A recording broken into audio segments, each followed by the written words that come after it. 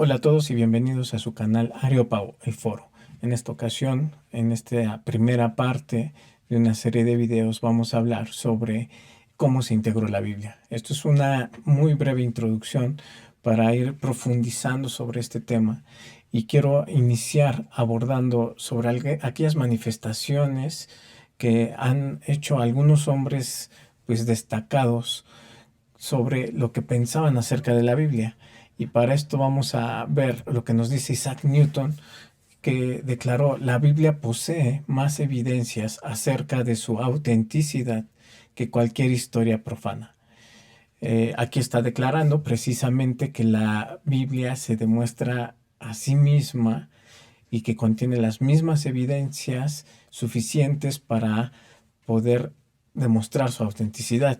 Esto estamos hablando de un científico de vital importancia y que no era una persona que solamente pudiera creer las cosas solamente sin ninguna confirmación, pues él evidentemente sus descubrimientos tuvieron un soporte y una base científica y que para él la Biblia misma posee esas evidencias que le dan un soporte de autenticidad, lo cual esto es muy interesante porque al hablar de cómo se conforma la Biblia, también tendremos que llegar a esos puntos clave donde tenemos que establecer que tenemos una creencia plena de lo que leemos es lo que fue dictado por Dios.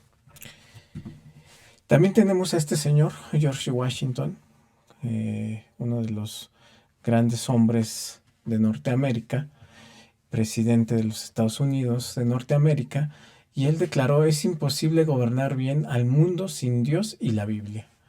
Muy interesante también esta declaración donde vemos a una persona que tenía en sus hombros el gobernar una nación y que declara que es imposible gobernar sin tener a Dios presente y a su palabra, que es la Biblia. Tenemos otra persona también muy interesante, como es Napoleón Bonaparte, y aquí nos dice él: la Biblia no es un libro común y corriente, sino una criatura viviente que tiene un poder único que conquista a todo el que se opone. Muy interesantes estas palabras de precisamente un gran conquistador.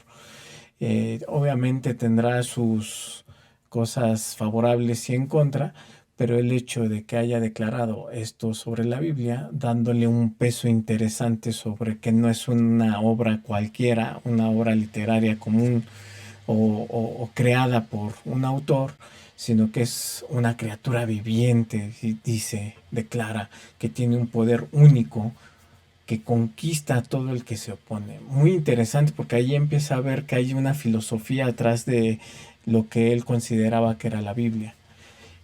Finalmente también tenemos a Abraham Lincoln. Al ocuparme en la lectura bíblica, declaraba, uso mi tiempo muy bien. Acepte usted todo lo que pueda entender de ese libro por medio de su razón y después tome el resto por fe. Haciendo esto será un mejor hombre mientras viva y al llegar a la hora de su muerte. Creo que la Biblia es el mejor regalo que Dios ha dado al hombre. Todo el bien que el Salvador del mundo nos proporcionó se nos comunica en este libro. Y si no fuera por él, no sabríamos la diferencia entre el bien y el mal. Toda cosa provechosa al hombre se contiene en la Biblia. Está lleno esta declaración, esta manifestación de Abraham Lincoln de una gran profundidad. Podríamos hablar de varias partes. Primero, que es muy bien aprovechado aquella persona que dedica su tiempo a estudiar y a leer la Biblia. También está diciendo todo lo que puedas comprender de la Biblia con una lógica, con una razón, incluso con algo, un soporte científico, está muy bien. ¿Por qué? Porque te consolida más bien un pensamiento sobre la Biblia. Sin embargo, dice, y lo que no entiendas, lo que no alcances a comprender, eso es por fe. Y está muy bien porque justamente eso es lo que nosotros pensamos, lo que nosotros consideramos. La Biblia tiene elementos suficientes para tener una un hilo lógico en el desarrollo y sobre lo que nos propone para regir nuestra vida. Pero hay algunos elementos o cuestiones que son más allá de lo que el hombre podría considerar con cierta razón o con cierta lógica. Entonces, eso es lo que cae en el campo de la fe. También nos dice, creo que la Biblia es el mejor regalo que Dios ha dado al hombre. Definitivamente es el mejor regalo que Dios le pudo haber otorgado al hombre. Y también nos dice que podemos diferenciar lo bueno de lo malo, que también efectivamente para eso nos sirve regirnos con las leyes divinas para saber lo que es correcto e incorrecto y actuar de la manera justa.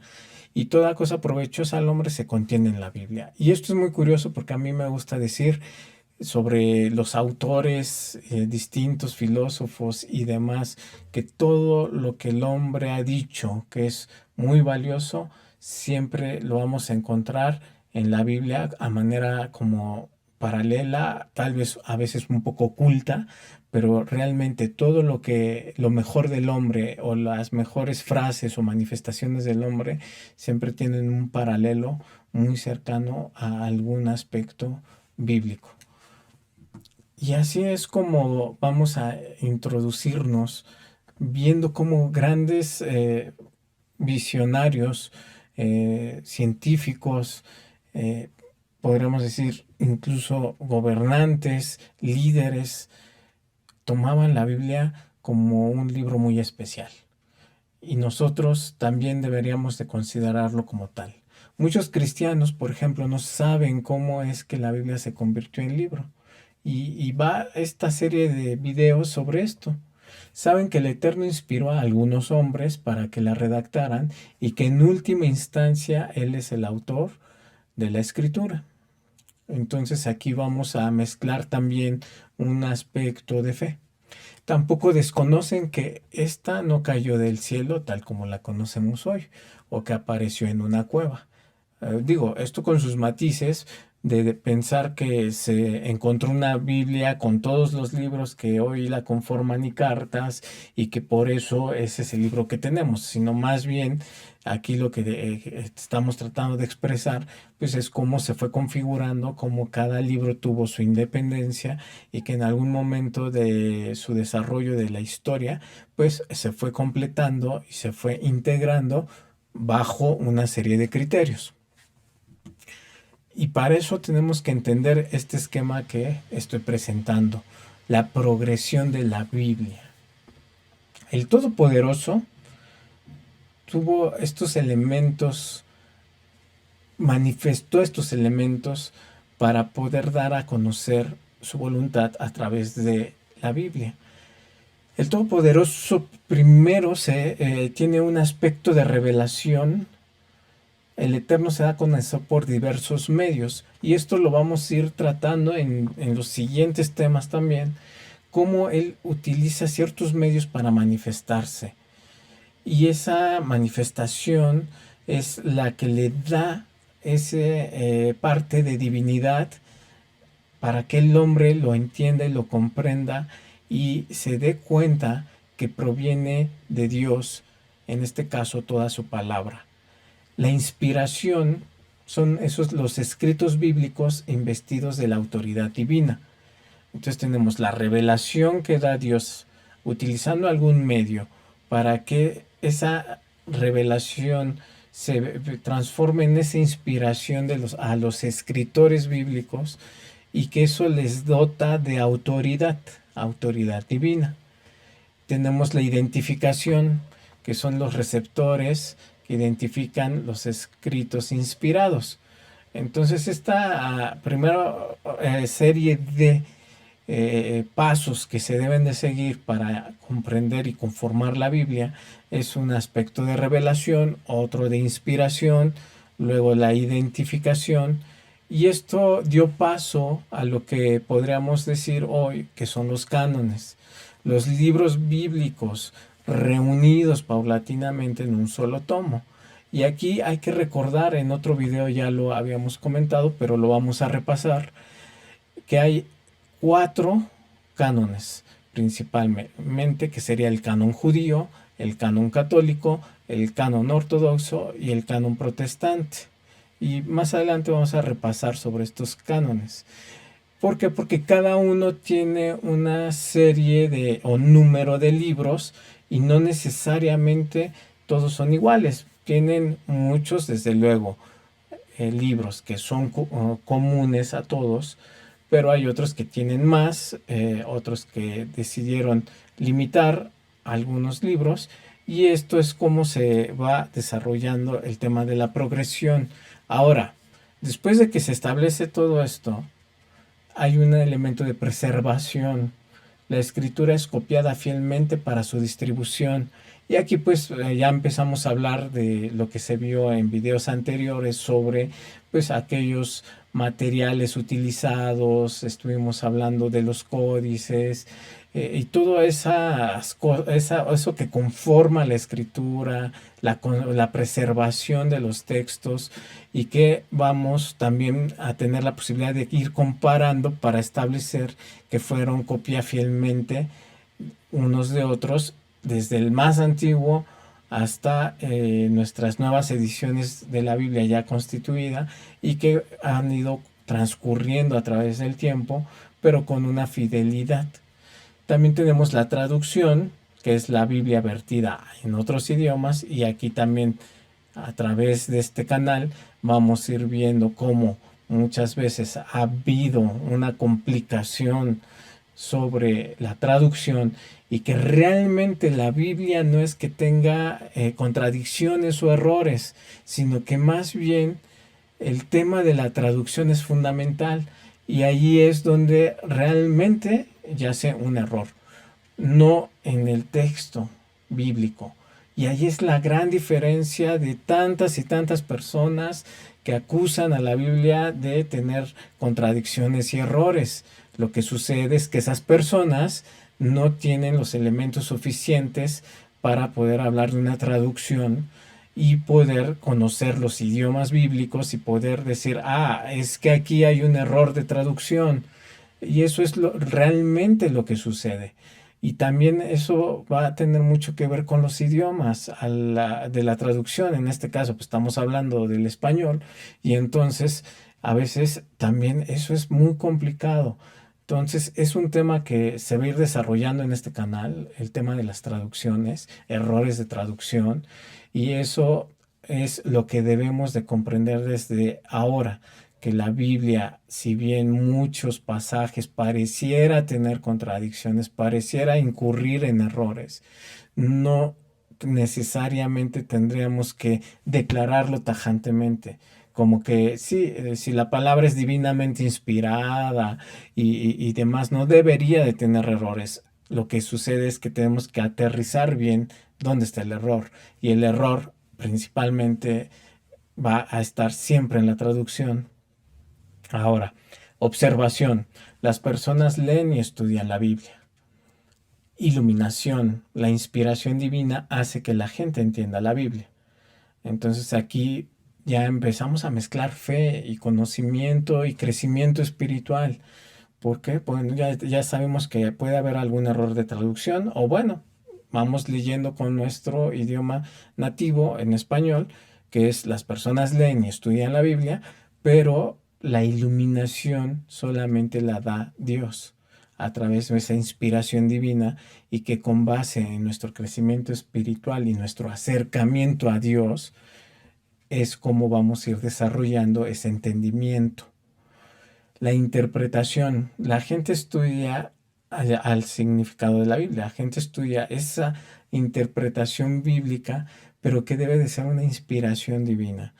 Debemos de entender también aquí que para comprender la Biblia, la interpretación la da la Biblia misma. No son mis pensamientos, mis opiniones, mis consideraciones, sino que la misma Biblia le da el sentido a los textos, a los pasajes difíciles. Hay un equivalente. Entonces por eso es tan complicado para mucha gente poder comprender la Biblia. ¿Por qué? Porque no es solamente leer una serie de evangelios, por ejemplo, o solamente la Torá. no, es un conjunto y solamente la interpretación se da en esa integración, esa interpretación debe de ser congruente con toda la Biblia. Entonces, para poder dar opiniones o para dar una interpretación, siempre tendrá la persona que tener un conocimiento completo y extenso de la Biblia, donde pueda integrar lo que está interpretando con todo, digamos, todos los versículos y toda la trama bíblica, y no solo aisladamente un versículo, una frase y darle una opinión o un significado propio.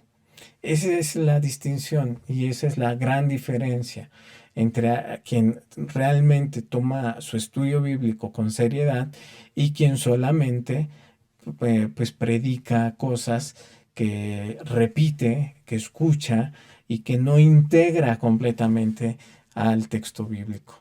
Y finalmente, y lo más importante, es la aplicación. La gente usa la Biblia para fundamentar su fe y su práctica. Esto quiere decir su vida como tal. Debe de tener como fundamento la Biblia para toda su conducta cotidiana, para que tenga esa significación real. El hecho de conocer no solo se queda en el estudiar el significado, en revisar las traducciones, ver qué es lo que nos significa cada cosa, sino que también eso debe de tener un espejo de actuación. Entonces tengo este conocimiento y lo debo de tener en mi conducta como un espejo, porque allí está precisamente la dificultad para las personas. Conozco, puede ser alguien que conoce muy bien las cosas, pero que le cuesta mucho trabajo practicarlas. Y hay viceversa, hay personas que por su propia naturaleza, por su forma de ser, por su carácter, tienden a hacer cosas muy buenas, aunque no tienen este conocimiento. Y ahí también lo que es necesario es balancear, tener una vida balanceada en conocimiento y actuación, en lo que bíblicamente pues, se conoce como fe y obras, ¿no? No puede haber una sin la otra. Entonces tenemos que aprender tanto la significación bíblica como la actuación en nuestra vida cotidiana. Esa es la gran importancia que tiene la Biblia. Ahora bien, canon bíblico, que estuvimos hablando, que hay 4 cánones principalmente. La lengua hebrea no conoce un término que corresponda al griego canon, que significa vara de medir, refiriéndose a que todos los libros y cartas fueron evaluados por una norma establecida y aceptados como inspirados por Dios. Es decir, pues como tal, en hebreo no existe un equivalente a canon, entonces esa parte no le es tan aplicable de forma directa, pero hoy lo conocemos así porque los criterios que se establecieron para seleccionar los libros finales en cada canon fueron medidos, digamos, estos libros y cartas, bajo ese estricto código de caracteres y código de, sobre todo, de elementos que más adelante vamos a ir desarrollando. Los requerimientos que se establecieron eran muy elevados, justo para evitar que se aprobaran los que no habían sido inspirados divinamente.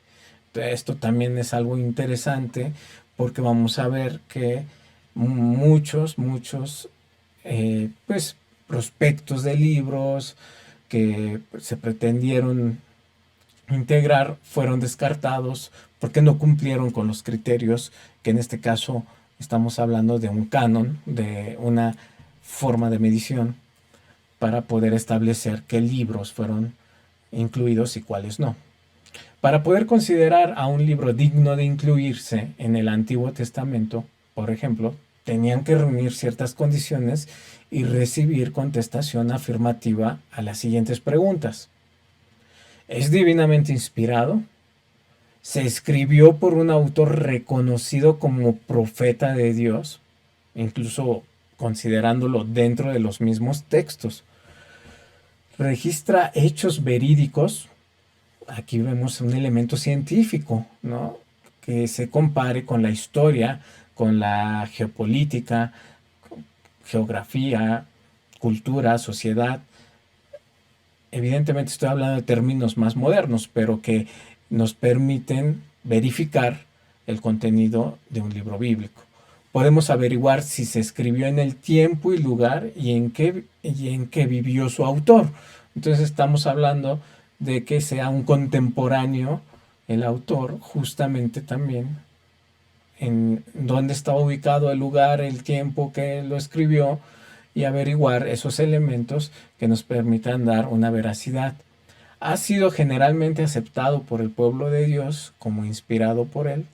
También aquí tenemos elementos muy interesantes porque estamos hablando de Israel como pueblo y desde luego ellos también tienen su tradición, que es una tradición oral de generación en generación, en generación y en generación, en donde evidentemente también se toma en cuenta para poder establecer esa sección o esa parte de libros que ellos también estiman como inspirados divinamente. Y bueno, vamos a hacer un repaso sobre los canon que establecimos en algún otro video y que vamos a repasar, que son estos 4 cánones, que son los que hoy en día tenemos vigentes y que vamos a ver ciertas similitudes, pero también las diferencias. Entonces me gustaría partir con los que están en la parte de abajo, el canon católico y ortodoxo, que vamos a ver que aceptan 46 libros del Antiguo Testamento y 27 libros para el denominado Nuevo Testamento. En total son 73 libros para los 2 cánones. Entonces quise partir de ahí porque ahí estamos viendo que prácticamente tanto el canon católico como el ortodoxo, porque al final el ortodoxo se desprendió del católico, son precisamente el mismo número de libros para el Nuevo y denominado Antiguo Testamento, y donde sí hay diferencia, desde luego, es el canon protestante, que acepta 39 libros en el denominado Antiguo Testamento y 27 del Nuevo Testamento, lo que hace 66 libros.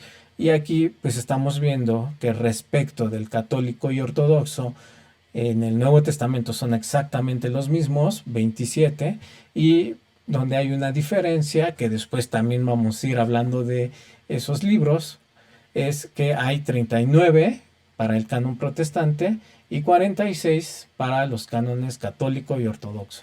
Entonces ahí hay una diferencia de 7 libros que en su momento también vamos a hablar de ellos.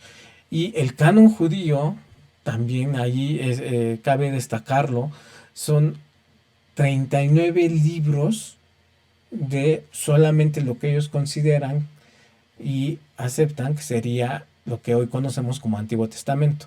No aceptan ningún libro del Nuevo Testamento. Porque, pues bueno, sabemos que ellos no consideran a Jesús como el Mesías. Entonces, toda la instrucción desde Jesús para los apóstoles y hasta Juan en la Revelación no es aceptada dentro del canon judío. Pero aquí hay algo que hay que observar y destacar.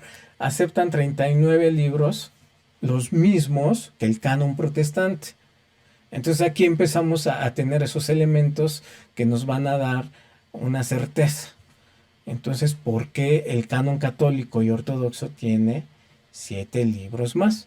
Y el canon judío, que como lo dijimos, viene de generación en generación, y que ellos, los libros que tienen en su canon, los estiman 100% inspirados divinamente, coinciden con el canon protestante, que tiene los mismos 39 libros. Entonces, eso lo vamos a ir viendo más adelante en otros videos. Ahorita pues hay que quedarnos con estas ideas, hay que reflexionarlas, hay que repasar el video y vamos a ir desarrollando en esta serie de videos pues lo demás relacionado con cómo se conformó la Biblia. Pues eso sería todo por este video. Muchas gracias por ver Areópago el Foro y espero que se suscriban y nos estaríamos viendo en los próximos videos de esta serie y algunos otros que voy a ir intercalando sobre otros temas diversos, porque esta serie pues se va a ir alargando, pero también es bueno contribuir con otros temas en el proceso. Muchas gracias a todos y nos vemos hasta el siguiente video.